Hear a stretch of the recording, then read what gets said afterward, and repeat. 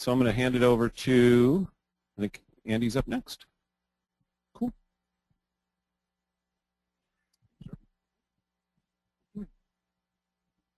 Well, first of all, thank you very much, everyone, for coming, and everyone who's at Calumet and Marshfield. Can you hear me okay? I'll try to scream. My name's Andy Merritt. You probably caught that before. I'll just a quick background on myself so you kind of know where I'm coming from. I've been in newspapers for full-time about 10 years now, starting with full-time work at my college newspaper at UMass, and then moving on to the Berkshire Eagle out in Pittsfield, Massachusetts for 2 years, then the Metro West Daily News in Framingham for a couple of years, and now I'm about to wrap up 2.5 years as the editor of the Waltham News Tribune, which is a local weekly, and I'll be done with that job February 1st, because February 4th I start listening to everything he tells me to do.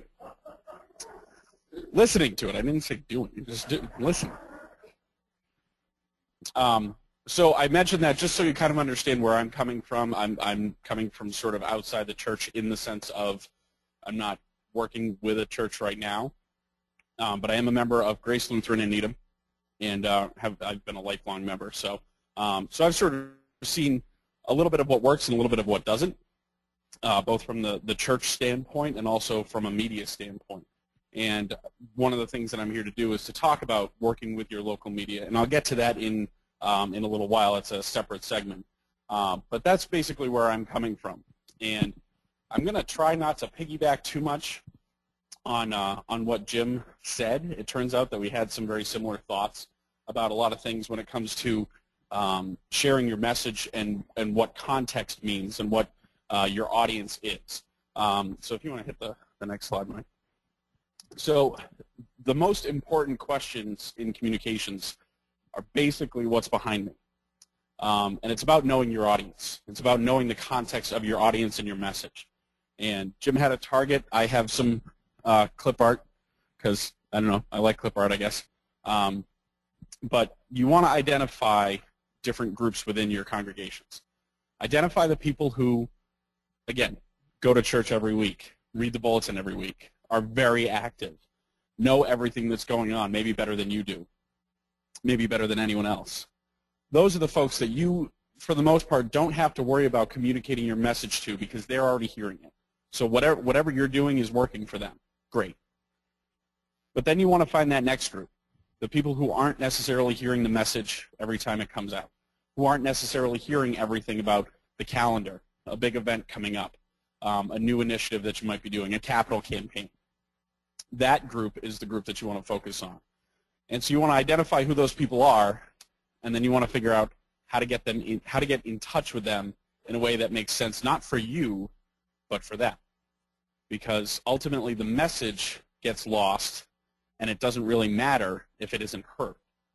So understanding what the members of your congregation are into and what the members of your community at large are into is hugely important when you're trying to figure out how to expand your message and enhance its effectiveness.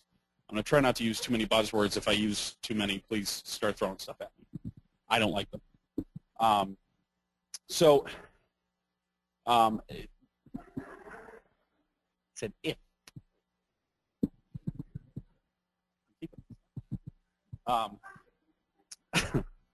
So there's this sort of trend with media people. I can't actually I feel like William Wallace.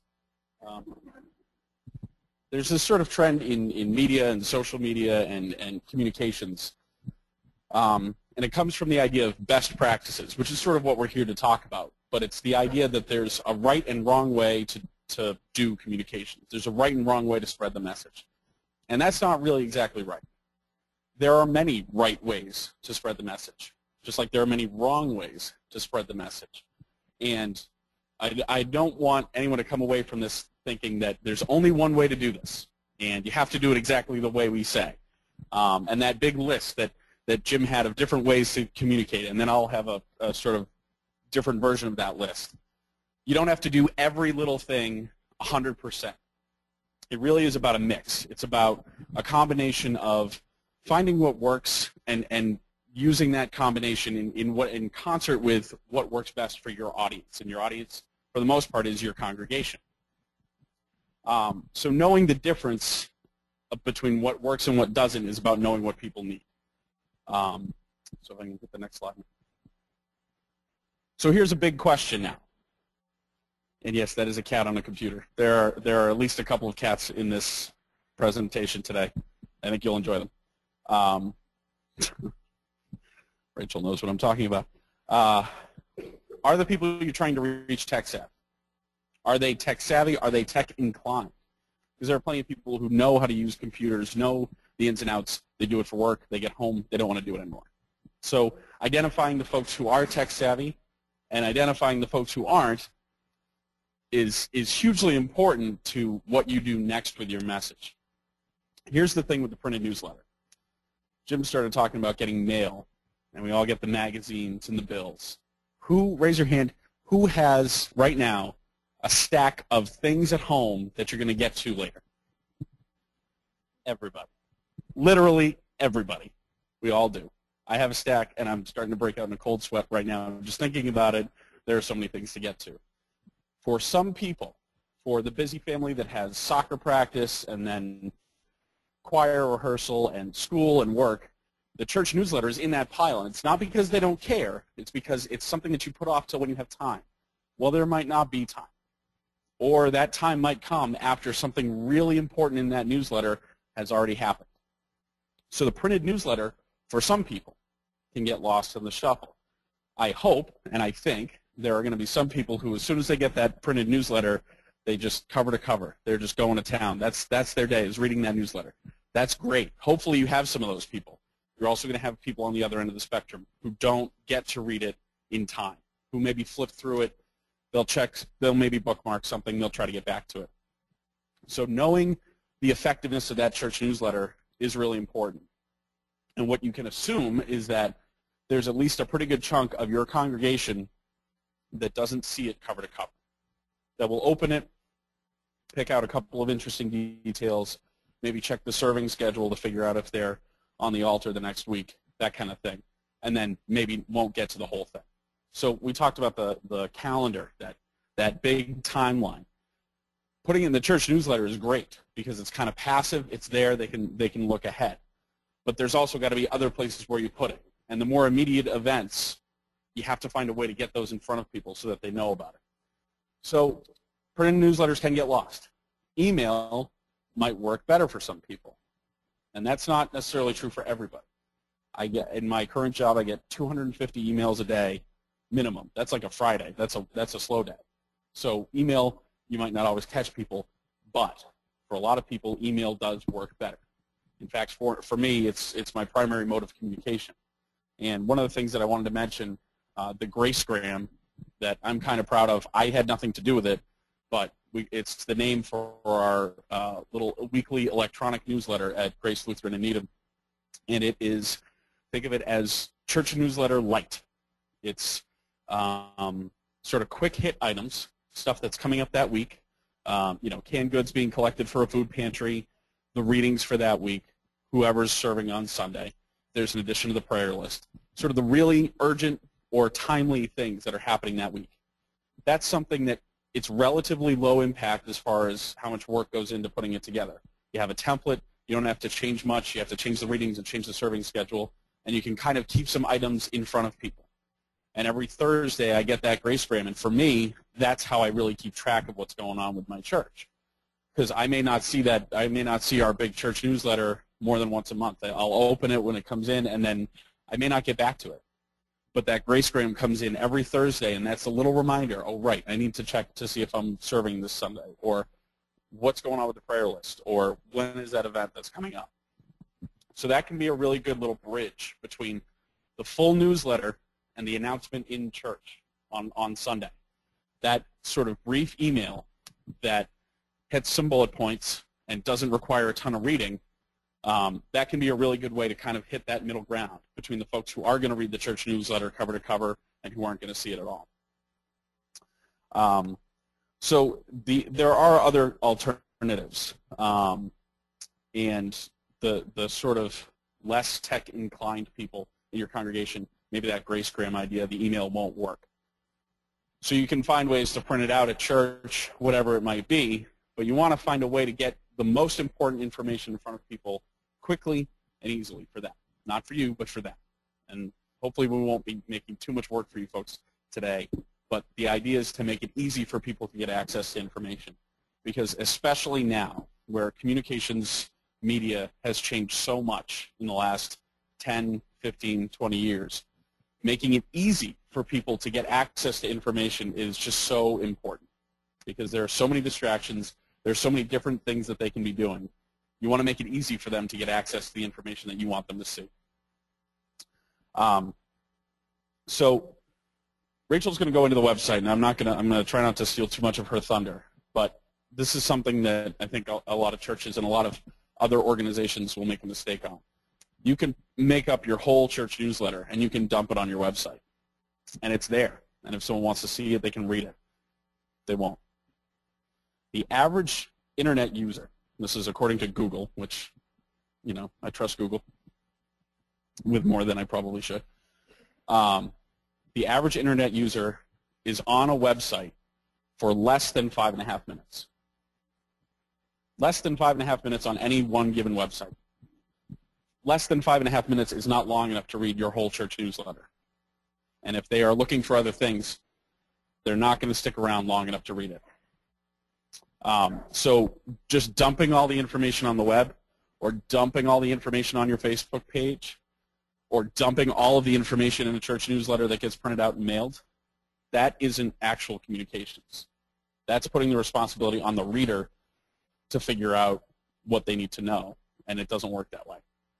And this is something that I work in newspapers, and Lord knows newspapers are hitting this head-on, this problem of trying to communicate with their audience and to keep the attention span and to keep the focus from the audience. So we're seeing that in the realm of media as well.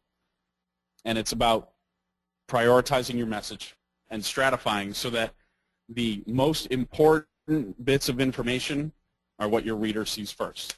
For me, it's a reader. For you, it's a member of your congregation or a member of your community. So context of audience and context of message, that's what that's about. Figure out what the most important things are that you need people to see, and then put that first. Put that first literally in the list of things that appear in the newsletter or on an email. Put it first in your mind. What do I need to tell people about immediately? Start with that. In the newspaper business, we have something called the inverted pyramid, and it's the way we write a story. And the idea is that the most important fact comes at the top of the story, the first part of the story, because people might not stick around to read the whole thing. Well, that's true in really all forms of communication. So know what your most important message is, what the most important item is. Get that up there first. Get the most attention on that. So there are other methods besides the email newsletter and the mailed newsletter and the announcements in church.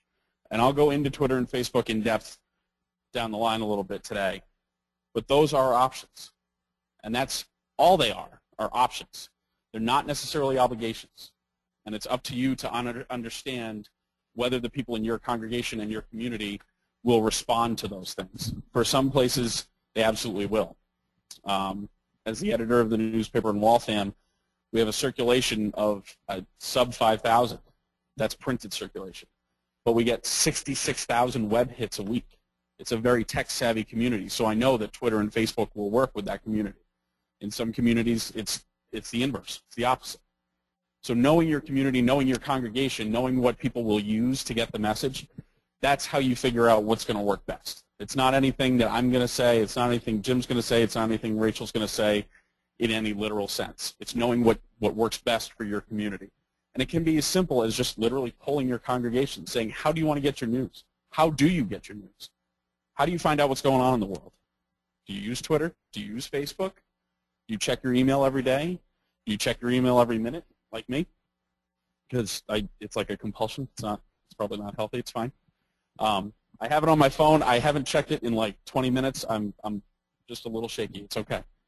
But knowing whether you have people like that in your congregation and your community is hugely important because what they do is what's going to work. It's not just what you decide is going to work. It's not, well, we've got really important stuff coming out of this church. The community has to see it. That's not going to make it important. What's going to make it important to people is whether they can get to it easily. Sorry, I keep going back on my pages here. So, again, the Twitter, the Facebook, social media, I'll go into it more, but it really lends into this larger message of knowing how to use all the tools available to you, not just knowing how to use them, period, but knowing how to use them right. And that's about what the audience is going to respond to. Okay. Does anyone have questions before I hand the microphone? No? Good. Get me out of here. No. Sorry.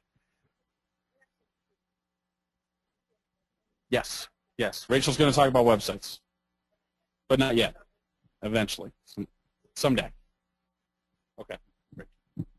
Thanks. Yeah, so this is just a little bit of a lead-in to we're going to be talking about how to deal with your local media and whatnot. So we're talking about newsletters, and what am I looking at? Hi, Calumet. Hi, Marshfield. What's the story? Because you need to be over here? Thank you. I can see you better now, too, Lorraine.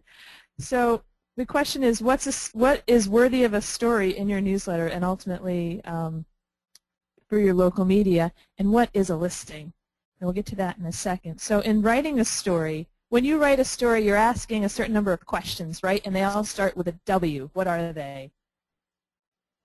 Who, what, when, where, how is an H, isn't it? Why? So those are the basic information, like what is the basic facts you need to get across. That's simple enough to do. But if you just answer those questions, who, what, when, where, why, in like 2 words each, no one cares, because we're people of story. We're people of narrative. So when you ask who, is it the youth that we're talking about? Because people love to read about the youth because they're really important. Is it, I mean, everybody is important, of course. And the what is what about this event makes it interesting, right? If you have a bake sale, okay, been there, done that. But is like Becca Medeki-Conlon going to make one of her amazing baked things with, I don't know, have you ever done bacon? No, you're a vegetarian. But there are cupcakes made with bacon, and that's interesting. The why, which really feeds into our whole synod stuff for the last couple of years, why does this story matter?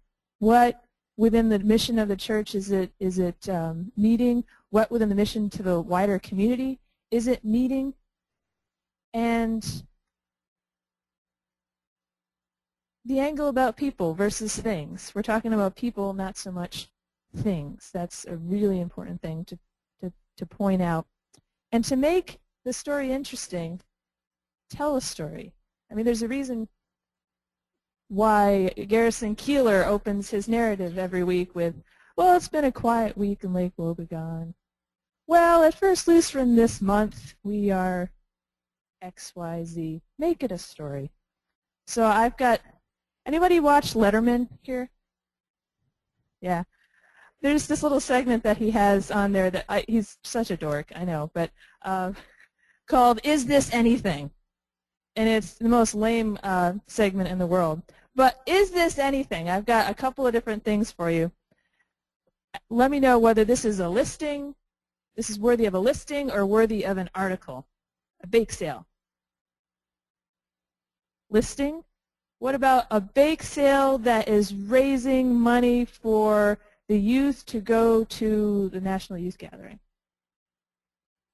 Right? It's a story. Packaging thousands of meals. That's happening a lot around here. Story, right. Pastor Longworth up in Vermont just got that story in the local paper. A new paint job for all the doors in the church. Not really that interesting. Unless you paint them all hot pink. That might be a story. But have a reason for doing that. New parking lot.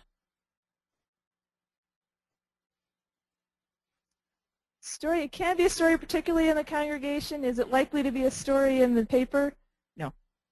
It could be. If there's a really good reason, like you found Jimmy Hoffa buried underneath the old one. Do you have what do you got, Susan? I'll repeat it.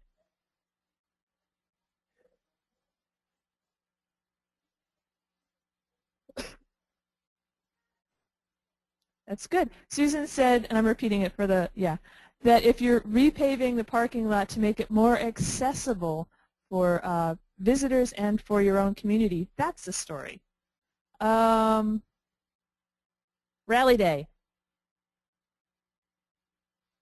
Ooh, not sure. Listing before, story after. Okay, like the wild time that you had at Rally Day. Whoa, those Rally Days, we remember those. Yeah. Is it going to be in the paper? Not so much. Your newsletter? Yes. Election Day Eucharist. Story. Guess what? I got that in the paper. Because it's different. And there's a story behind it. Blue Christmas. Story. Your Easter service. Listing. What if you do an Easter vigil that involves a lot of creativity and art? Story, right. Car wash. Listing. Unless you have a really good reason for the car wash. Car sale. Selling the bishop's car.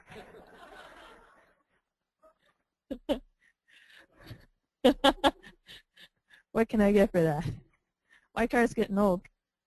So we could segue, I think, into Q&A. All right.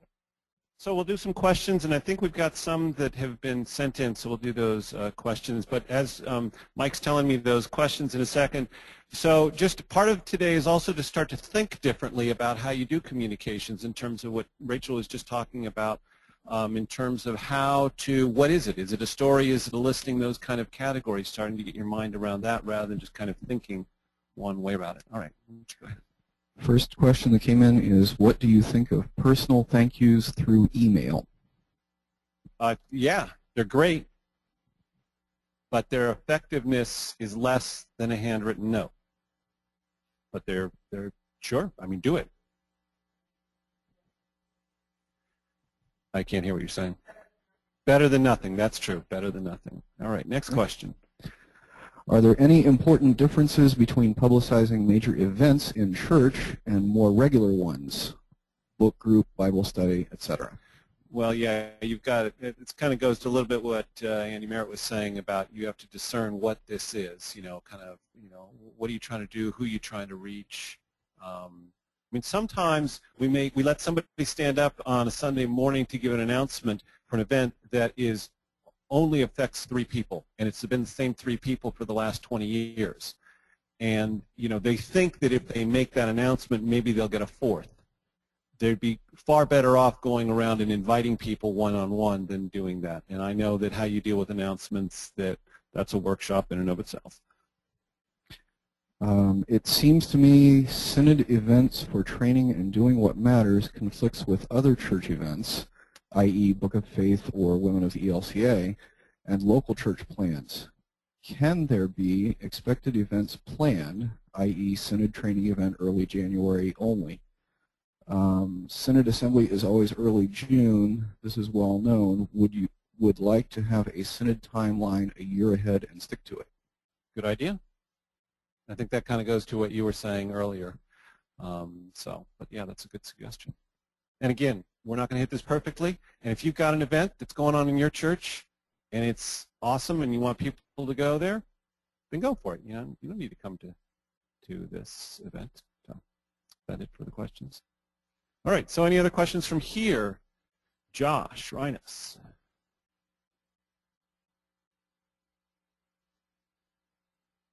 So as we're trying to use multiple forms of communication in an age of limited resources and limited time, there's an inclination to do cutting and pasting into the different forms of communication, and I always feel somewhat ambivalent about that. cutting and pasting the announcement from the newsletter into the bulletin, onto the website, onto Facebook. I wonder if that is, how problematic that is. I'm going to answer the question about church with a story from my non-religious work right now. So my paper has a Twitter feed and a Facebook page, and we have sort of a system through our website that when we publish a story, I have to do a couple of things to do it, but it'll automatically publish a link on our Twitter and Facebook page. And that link goes up, and it's got a headline. And sometimes people click on it if it's a really interesting story. If someone gets, busted in the cop log for driving for 2 miles on 3 wheels, which actually happened a week ago, that's interesting. Great. That's gonna drive traffic on its own. That's pretty cool. There are a bunch of stories we publish that aren't cool, that are just important, and people need to hear about them. And what I've found is that you can still do a little bit of that cut and paste if you add just a little personal touch. With my Facebook and Twitter page through my paper, when I add just a little comment from me to that link on the tweet or the Facebook post, how interesting stuff in the cop log this week, or wow, the high school is really doing a great job with this event.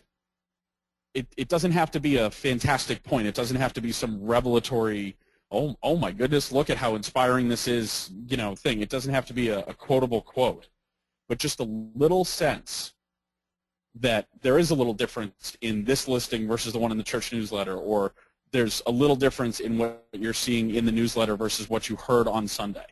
Just that little sense of a personal touch, that will tell a reader of a newsletter or a congregation member going to Facebook or whatever it might be, okay, this isn't just getting shipped at me from some faceless email program. This is actually a person here who wants me to read this. And that's just an instinctive little move that they make. A reader will say, the editor noticed this story. Must be at least worth a click. It must be worth just checking it out just to see what that is. So for me, that little personal touch on some of those stories will drive a little traffic, and that's what I, that's currency for me in my current job. So for you, it's about connection. And that little bit of connection can come out of just a sense that this isn't just copy and pasted. Maybe you are copy and pasting a bulk of a message, but just a little change, a little personal note at the top or bottom of it can tell people, this is something I want you to just take a quick look at. So that's kind of my best advice on that.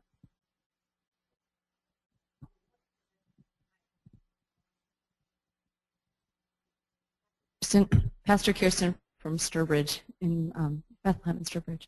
I'm wondering how important it is, putting all this together about the pyramid you talked about, and the cutting and pasting, because I have that problem for sure for myself, and knowing the resources within our congregation to do all the tech stuff.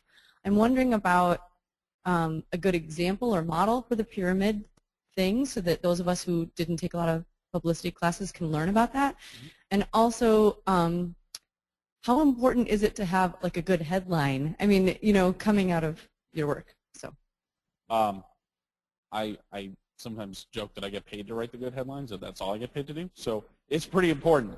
I don't have any examples slideshow-wise. I didn't prepare anything in terms of the inverted pyramid idea. Which again, just think of a triangle upside down. The biggest part is at the top. That's what that means. It's just a journalism geek thing. The really easiest example is to pick up a newspaper. Because newspapers have to do this. We don't have an option. We have to give you the most important information first. So if you pick up the front page of the Boston Globe or the Worcester Telegram or the Union Leader, any local paper, take a look at the first couple of graphs. Sorry, journalism geekery here. First couple of paragraphs of any story, especially on the front page. Look at what those first couple of paragraphs look like. They usually aren't too flowery. They usually don't kind of dawdle and get to the point eventually. It's like, it's that who, what, when, where, why. all of that happens in those first few paragraphs. Because the newspaper writer knows, if I don't get to the point, you're just going to turn the page. You're going to look at something else. So pick up a newspaper. Look at how they do it. Notice how they arrange the facts. And obviously, you know, the communications we're talking about here today are a little different than what a newspaper article is about. But there are some crossovers there. And then a really good headline can totally make a story. You can have a really bad story with a really good headline, and everyone will remember because of that headline. So yes, very important. I just wanted to add one bit to the inverted pyramid bit as it applies to the church and whatnot. Anything you absolutely want to make sure is communicated better be at the beginning of your article or it doesn't exist. I hate it when I get a long email from someone and they put the most important thing at the bottom, and then 2 weeks later I get, well, why didn't you send me such and such?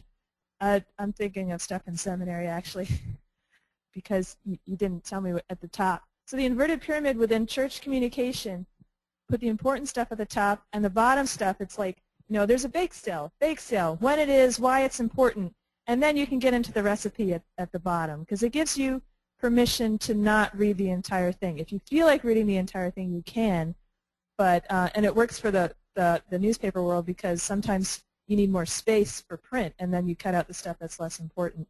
So very important, and we'll talk more about that with email as well. So we're going to give you a chance to stretch. Oh, we're going to do one more question, and then we'll stretch. Just really quick, I put an article that kind of got snuck through in our monthly bulletin, and I quoted the beginning of a book that we're reading for the evangelism team, and it was like, wake up, people, and that was how I started it. And all it was letting people know about the evangelism meeting, but I got so much feedback because if people had really read it, it hadn't gone to press like really late, I think it wouldn't have been allowed to be on there because it was like controversial, but I was just trying to get people to read it. So sometimes the headlines, if they're, because I had been taught to do that with kids, you know, with a drug thing that I was doing, you know, so everybody came to me about that. So yeah. Usually stuff that's a little different, a little controversial tends to stand out, which is why when you watch television news, it gets so depressing because that's all it is controversy. Here we go. Have a seat. Time to get going. Is someone going to talk about the trust level that older needs to build with the community, the audience? Because I want to click on that, but I don't care much about that. Bring that up in a... Great benefit point. Yeah. Okay, where we want to go now, I'm just going to mention something very quickly that Fred brought up, and then turn it over to Andy and Rachel, who are going to talk about how do you connect with the media. Are we doing a wave over here? Is that what we're starting? Oh, nice. Okay. So Fred Wiedemeyer just mentioned to me something that I will call, it's called push and pull, and that is that push technology is essentially email or e-newsletters or ways in which you are pushing the information out. And pull technology is basically a website. You're waiting for people to come to you. And he was citing the example of one particular organization that has just said, it's all up on the web, people just need to come and find it. And the reality is they won't.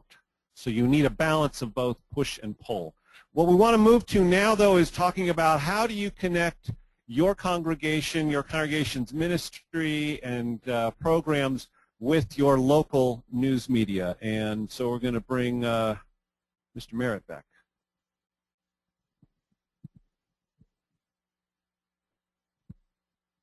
Okay. So I liked the colors. I don't use PowerPoint a lot, so I'm nuts with this one. And I totally gave my own paper a shout out, so whatever.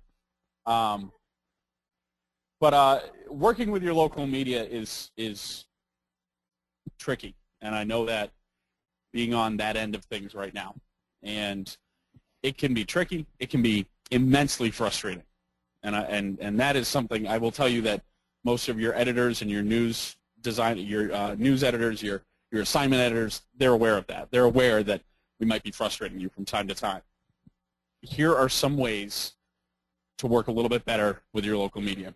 And the first thing to do is kind of organize who you're talking to. And this is kind of just a quick, helpful chart that gives you an idea of where you're going to get the best, I'd say return on investment, but she's going to throw something at me. So the best bang for your buck. Local newspapers. Now, I'm the editor of a local newspaper, and for the next 3 weeks, I have to pump up local newspapers. But they are a tremendous local resource for 2 reasons. Number one, they're generally very accessible. These are people who, you know, they're trying to fill a paper. It's all about their local community. Your news, your events, the things you want to publicize are the kinds of things that go in a local newspaper. We look for those things. They also have good visibility within your community. And those are the 2 kind of rubrics that you want to use when you try to figure out who you're going to reach out to. What's the accessibility like, and what's the visibility like? And that accessibility piece, that's huge. Because the Waltham News Tribune up there, you know, if Tom Mall in Waltham gets in touch with me about something he's got going on at his church, I'm paying attention, because that's directly affecting my paper and my community that I cover. So the local accessibility is huge for a local paper. And then the visibility is really good generally within the community. Even if the subscription rates aren't high or the whatever it is, there's an awareness of it. People still notice the local newspaper and the local newspaper's website. So that's really where you want to start. The local newspaper should get anything that you put out, any press releases, any events you want to publicize. The local newspaper should get an email about it, a call, whatever it might be. Then you've got the major newspaper, your Boston Globe, even the Telegram and Gazette, the larger papers. Now, they have great visibility, obviously. Everyone reads the Globe in eastern Massachusetts. But your accessibility there is lessened because they have a finite news space and they've got a ton of stuff to cover. So if you have a hugely important story, if you have a really good story, that might be something to pitch to an editor, but your January car wash, that's more for the local paper. Seriously, January car wash, I'm going to make that happen somewhere. The local TV stations, I'm not a big fan of TV news, but they have a role. And their role is to tell a compelling, heart-wrenching story. If you've got a young child who was adopted from Somalia and is a new member of your church, sure, that's interesting for the local news. If an apartment building burns down and a bunch of families are left homeless and your church puts together a big drive to fix their Christmas, that's a local TV news story. It's got great visuals, and that's something you want to think about as well. In fact, now that I think about it, really, those top 3 categories, if you've got a visual, that's a big help. As a local newspaper editor who is always looking for a little help in the photo department because we have limited resources, if I can get a photo from you, the chances of you getting your listing, your item in the paper, increase tenfold. So if you've got someone in your congregation who can take a photo, make friends with them, ask them if they'll take photos of your events. But again, that imagery stuff, that's big for TV news as well. The radio station, it's touchy. What's that? Not a lot of images in radio, as it turns out. I got the peanut gallery over here. The local radio station, it kind of depends on the community. Boston radio stations are generally not too community-oriented. But if you have a local radio station, that can be a good way to get out a quick alert about something. And it's going back to that knowing your audience and knowing your context. If you know people listen to the radio station, obviously you want to go with that. You want to use that station if you've got something really important. And then finally, bloggers. And bloggers are tricky because they're everywhere, and it can be very difficult to tell the difference between a good one and a bad one. Because everyone's got a blog now. They're all over the place. And there are some really great community bloggers. They're independent people who they love their community. They might be sick of the local newspaper. They just want to up the news coverage in their area. They want to report on different things that maybe the local paper has missed. Or maybe there isn't a local paper to do it anymore. If you've got a blogger like that, you want to make friends with them. You want to take them out for coffee, just like the local newspaper editor. That's a person that you want to be in touch with, because they're gonna publish your news. Because a lot of local bloggers also like good news stories. And I know in my position, in my job right now, as a news editor at a paper, I get yelled at a lot that we only print the bad news. And that's not really true. We like the good news too. It's just that good news often isn't terribly compelling. So it might not be on the front page. But a blogger looks at things a little bit differently. So know your local bloggers if you have them, and treat them like people that you want to be in touch with. One little thing. When you send an email to a news editor, write this down, put it in bold letters, underline it, highlight it, tattoo it backwards to your forehead. Put the name of your town in the subject of the email. I can't tell you how many times I've deleted an email that it turns out I would have liked to have read because, again, I get 250 emails a day, and the subject line was 40 words long, and it was a great story about a blah, blah, blah, blah, blah. I get a bunch of those every day. If I see the word Waltham in the subject of that email, I automatically open it. Automatically. So keep that in mind when you're trying to get in touch with your local media. Put the name of the town in there, because for a lot of media, if it's a local paper, I notice it when it's about Waltham. If it's a major paper, they have departments. They have people who, okay, they're going to take care of Waltham, so let me forward this over to the right person. And again, it's knowing your editor, or knowing your audience, and knowing that the news editor at the local paper or the assignment editor at the local TV station, knowing what they're going to look for. You want to mention that local town, and you want to mention the most important part of the story. And that's in the subject line of an email. That's in the first paragraph of an email. That's in the first 20 seconds of the voicemail you leave. I can't tell you how many times. 2-minute voicemails. They fill up my voicemail inbox, and they forget to leave their number at the end, and it takes a minute and a half to get to the point of the story. I'm already gone. I'm already gone. 15 voicemails a day. There's no way I'm going to hear it. But if you know how to leave a voicemail where you can say, I've got this great story, it's not just a bake sale, it's a bake sale to help this family that was left homeless. If you can do that in 15 seconds, you got me. You got me hooked. News editors, journalists, we all work in a really fast-paced environment. So you need to be fast-paced with us. And the easiest way to do that is to boil your message down to the most important pieces. Don't worry about telling the story yet. That's what we do. That's our job. Don't worry about telling the whole thing, because we're probably not going to print your whole email as an article. We're probably not going to just let you write the thing. But if you can give us the facts, if you can give us the most compelling pieces, we're going to pay attention. We like to tell the good stories too. Okay.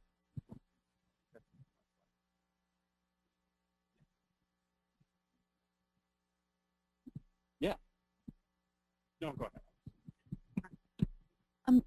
We're from Connecticut, and we have something called Patch. Are you familiar with Patch? Am I stealing your thunder? So, am I stealing your thunder? Oh, okay. Well, I've been compelled to want to try to use Patch, but it seems like a combination of a local newspaper and the blog, and so I have no idea how to negotiate that, or it just seems like a place where news appears, but it's sort of nebulous in how it gets there. Patch, like, very accurately describe what Patch is. It's a combo between your local newspaper and a blog, because it's online, and it depends on what community you're in as to whether your local patch is really worth much or not. In Waltham, it's not too bad. In Malden,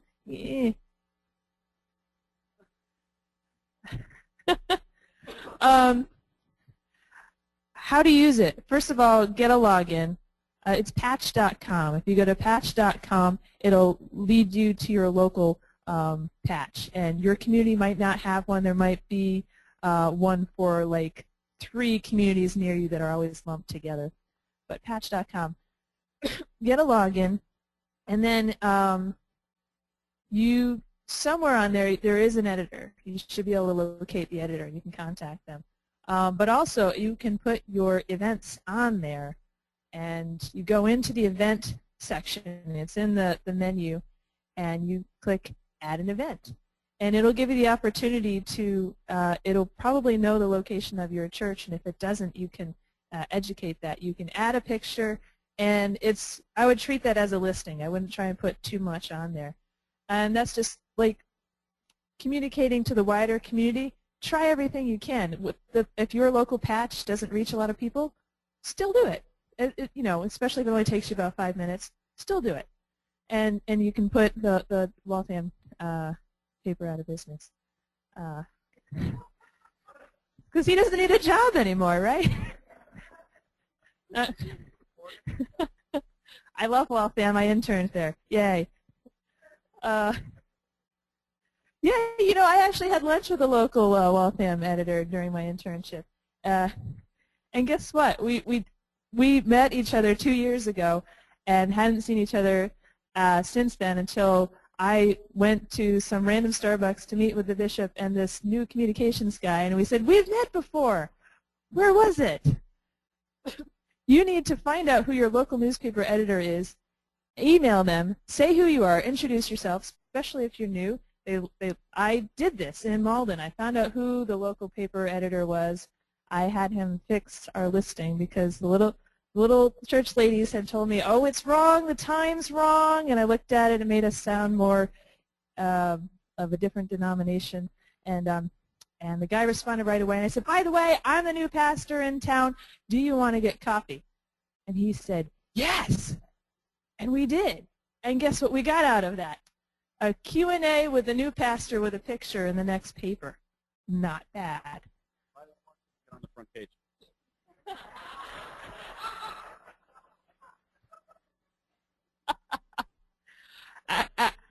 That's right. All right, the Q&A was in the religion section, but there actually was a little teaser with a picture on the front page. Oh, yeah.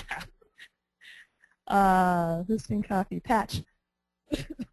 And the good thing about meeting with the local editor is you get an idea of what kind of stories they're looking for, what kind of angle they're looking for. There might be some community-specific things, and that was good for me. I managed to get at least 3 articles already within the paper. One was about Election Day Eucharist. I gave him a little logo. I didn't have a picture yet because we hadn't done it yet, but I had a little kind of logo with a chalice and bread. I got a listing for Blue Christmas, but I got a great article in there about Operation Turkey Sandwich. Have you heard of this? It's great. On on Thanksgiving, we went around all of Malden and found people who were stuck working on that day and brought them a Thanksgiving lunch, like a turkey sandwich. So cool, so much fun. And we had a great picture of smiling people holding the bags, and I actually wrote the entire article, and he printed it as written. I did the inverted pyramid, and this great picture of people doing something that matters got in the paper. Very important. Now here's another thing. Get to know or get in contact with the person who leads your state's Council of Churches. Here in Massachusetts, that's the Mass Council of Churches, and that is Laura Everett, and she's fantastic. She is, and she's really good to know, because guess what? I got to know her at some point. She is in contact with the Boston Globe on a regular basis, and she pitches story ideas, and she'll friend her on Facebook, too. She'll throw something out there saying, who's doing Election Day Eucharist? Give me your phone number so I can give it to a reporter from the Globe.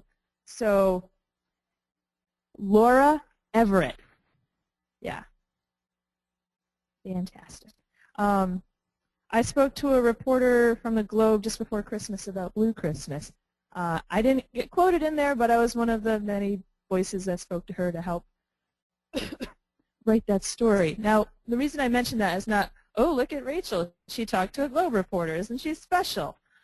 It's more that there are some articles, some stories that will be appealing to your local paper, but the Globe is not going to be as interested in that. So the Globe, the Current, I don't know the Northern Kingdom papers, is not going to be interested in all of them. But Blue Christmas, it's new, it's different, it speaks to a lot of people across denominations and whatnot, so it's interesting. Election Day Eucharist, that was right before the election. It's a story that's not about the election, which, my God, I'm sure that the paper was clamoring for something like that, that was related but different. So if you have something that fits that wider community, that's important. I think we're ready for Q&As. Yeah, so we have about 5 minutes or so for Q&A. So.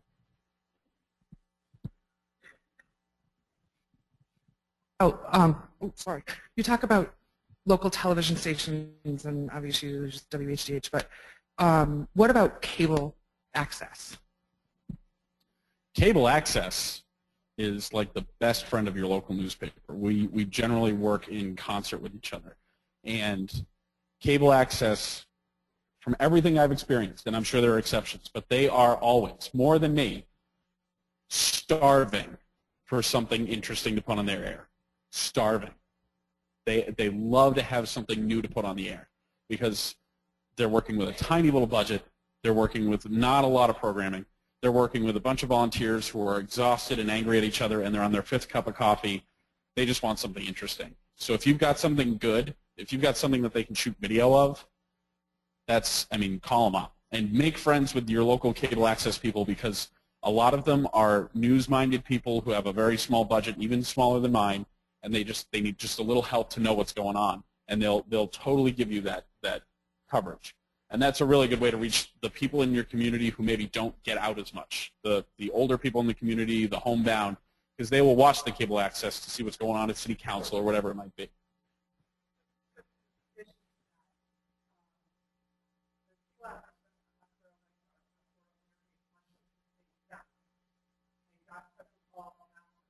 Literally.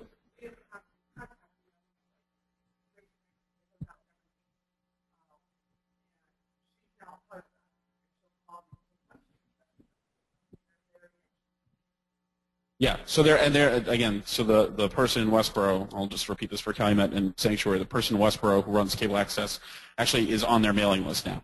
And you don't want to just add someone to your mailing list from the local media because they won't know why they're on it, but it can be a useful tool if they're willing to be a part of that. And don't be afraid to ask them if they want to be on that mailing list. There's a note that came in from one of the other locations. Local cable access usually do training sessions for free. That's also true. Most of your cable access people are volunteers, and they learned via one of those free training programs. If you have any interest in doing stuff like that, take one of those programs and learn how to be on there. They do shows, they do all kinds of different stuff, and they would much rather have the local church do a discussion than show like the 4-hour military programming that they show every morning or whatever it might be. So reach out, because it's low impact, and as much as it's being on camera and that can be a little daunting for people, it's totally worth it. It's something that will really get your message out to people who, again, may not use the web, they may not get your church newsletter, but they'll check the cable access station. And I was bringing up the same thing. Actually, I work for a cable company. I'm not in the public access department. Also, if you have a listing that you want to get out for an event, they will usually do those for free. Mm-hmm. They'll have a form that you fill out, which may or may not be available on their website. More and more are available on the websites now. Yep. And also the same thing with the training sections and everything else. Yeah. To speak directly to that, my paper was a daily up until 2.5 years ago, and then we made it a twice weekly, and now it's a weekly. And one of the big things, in addition to the crossword and the comics, one of the big things that people missed was obituaries. They couldn't get their obituaries every day. And that was a huge issue. That was something that we dove into because we didn't know how to fix it. We can't just print an obituaries page and hand it out to people every day. So what we did instead, we did think about doing it, don't believe me, but it was going to be me doing it, no way. What we did instead was talk to the cable access people about whether they publish our obituaries on their air, and now they do it 3 times a day. You can do that with your church notices, because people will put on that cable access station, they'll just kind of leave it on, and they'll check in on the listings. That's a really great way to get stuff out, especially if you have a local paper that maybe isn't widely read. I thought I just mentioned something for TV. Much like getting stuff in the paper, most local TV stations have a website. Well, they all have a website. And most of them have a form somewhere on there, a web form for story ideas. That's your in. And your subject header will be important, that it's short, that it says Waltham, that it says feel good, that it says something that's going to catch them. That they're just as starved for a good story, for an upbeat story as the papers are, I think. So check their websites. Any other questions? All right. What's your thought process coming from a newspaper? Or what's your thought process about press releases? I hate them. No, my thought process about a press release. Think of it like a resume. If it goes over one page, you have not done your job. One page. And again, think about a news article, and you'll see it when you go back and look at your local paper. The most important information is at the top. A brief headline that explains what's going on, and the most important information at the top. And there are going to be times when you'll have a press release that tells a big story. You have this really compelling narrative. If you want to tell that story, that's fine. But get that information in the headline. Get the pertinent stuff in the headline. Not, you know, all right, the Somalian kid who was adopted by one of your church members. You can start with, you know, the Somalian kid growing up in Somalia and all the things that they went through. But I'm not hearing that right away. I don't know why I'm reading it as a news editor. So put it in the headline that local, you know, a congregation member adopts Somalian kid. Put that in the headline. Put the nuts and bolts of the story in the headline. Don't give me suspense. I'll figure out the suspense. We'll work on that together, and that's great. But give me why I care. Not the narrative. Give me the fact. Give me the end of that story. Why do I care? Give me that right up top, and then you've got me hooked. And that makes a good press release. And again, the longer the press release, the less likely I'm going to read it.